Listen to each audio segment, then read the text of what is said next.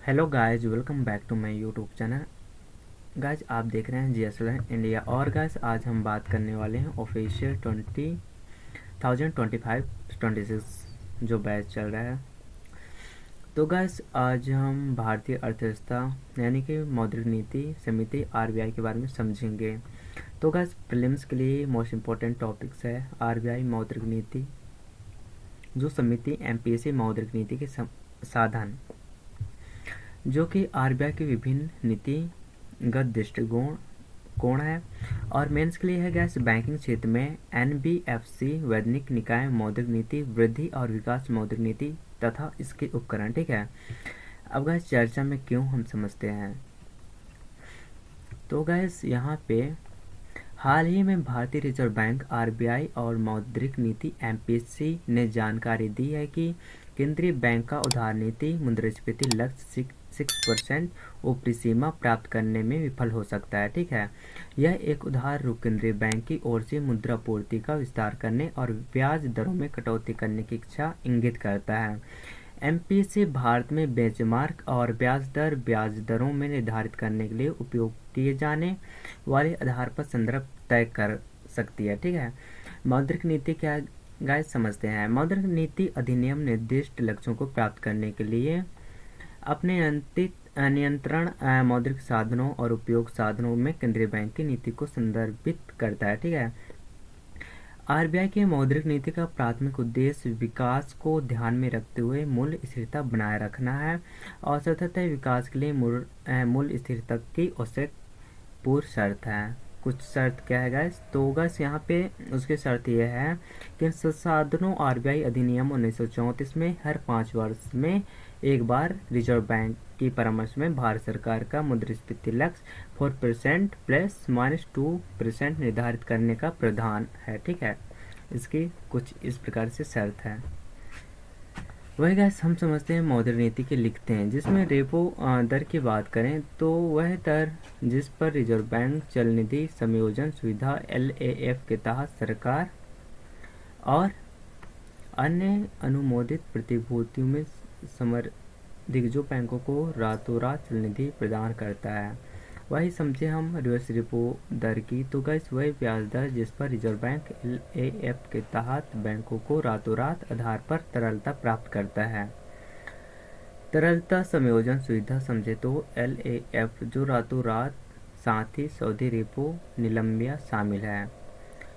Saudi repo का उद्देश्य internet bank सार्वजनिक मनी मार्केट में विकास में मदद करना है, जो कि बदले ऋण जमा और मूल्य निर्धारित करने के लिए बाजार आधारित बेंचमार्क निर्धारित कर सकता है तथा इस प्रकार के मौद्रिक नीति के हस्ताक्षर को सुधार करता है। आरबीआई परिवर्तनीय ब्याज दर रिवर्स रेपो नीलामी भी आयोजित करता है, जैसे कि बाजार की स्थितियों के तहत आवश्यक है।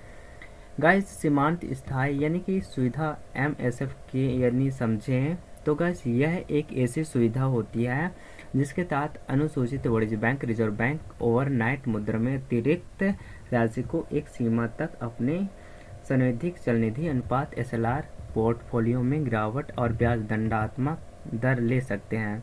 यह बैंकिंग प्रणाली को अप्रत्याशित चलनिधि झटकों के खिलाफ सुरक्षा वाल्व का कार्य करती है। ठीक है, इसका आरबीआई का कॉरिडोर समझें, जिसमें गाइस है एमएसएफ दर। ठीक है, एमएसएफ दर और रिवर्स रेपो दर जो भारतीय औसत काल मनी दर दैनिक संचालन के लिए कॉरिडोर पर निर्धारित करता है। बैंक दर की बात करें तो वह दर जो जिस पर रिजर्व बैंक विनिमय बल बड़े बैंकों और पत्तों में खरीदने या बदलने के तैयार है। और बैंक दर भारतीय रिजर्व बैंक अधिनियम 1934 की धारा 49 के तहत प्रकाशित की गई है। ठीक है, यानी कि दर जो है बैंक की दर 1934 की धारा अधिनियम 1934 की धारा, ठीक है, 49 के तहत की गई है। ठीक है, यह दर एमएसएफ में जुड़ी हुई होती है, इसलिए एमएसएफ दर पॉलिसी रेपो रेट के साथ बदलती है। तो गैस यहाँ पे स्वचालित रूप से परिवर्तन होती है फिर इसकी। ठीक है, जो बैंक की दर है कौन निर्धारित करता है, आरबीआई गैस। और ये कौन से अधिनियम के तहत, 1934 अधिनियम के तहत धारा 49 के तहत। ठीक है गैस, तो गैस कुछ इस प्रकार से है। इसके लिखित हम समझे तो आरबीआई की जो मौद्रिक नीति की लिखित है कुछ इस प्रकार से आप इसे नोट्स कर सकते हैं। तो गैस यहाँ पे प्रश्न बनता है कि भारतीय अर्थव्यवस्था में संदर्भ निम्नलिखित पर विचार कीजिए। ठीक है, तो सबसे पहले हम समझेंगे बैंक दर, खुला बाजार परिचालन, सार्वजनिक ऋण और सार्वजनिक राजस्व। इस प्रकार से मोस्ट इम्पोर्टेंट इन टॉपिक्स के बीच में प्रश्न बनता है। ठीक है, जो कि 2015 में पूछा गया था। उपयुक्त में कौन से मौद्रिक नीति को घटक है, तो गैस समझते हैं।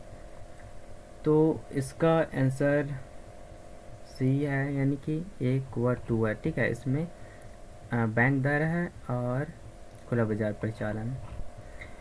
अब गाइस हम समझते हैं एमपीसी क्या कहलाते हैं, यानी कि मौद्रिक नीति समिति।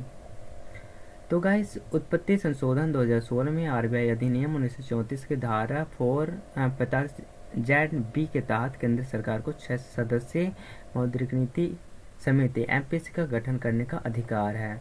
उद्देश्य धारा 45(Z)(B) में कहा गया है कि मौद्रिक नीति समिति मुद्रा समिति लक्ष्य को प्राप्त करने के लिए आवश्यक नीति दर निर्धारित करेगी। यानी कि मौद्रिक नीति समिति का निर्णय यह है कि बैंकों के लिए हितकारी होगा। ठीक है, और रचना की बात करें धारा 45(Z)(B) के अनुसार एमपीसी के 6 सदस्य होंगे। ठीक है, जिसमें आरबीआई गवर्नर इसके पदेन अध्यक्ष के रूप में रहेगा और मौद्रिक नीति के प्रभारी डिप्टी गवर्नर रहेगा। केंद्रीय बोर्ड नियमित बैंक में एक अधिकारी होगा और केंद्र सरकार द्वारा नियुक्ति 3 व्यक्ति होंगे। ठीक है, तो ये इस प्रकार से 6 व्यक्ति होंगे।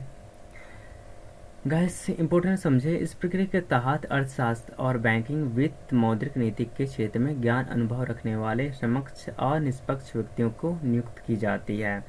विगत वर्षों में पूछे गए प्रश्न कुछ इस प्रकार से गाइस आप देख सकते हैं। ठीक है,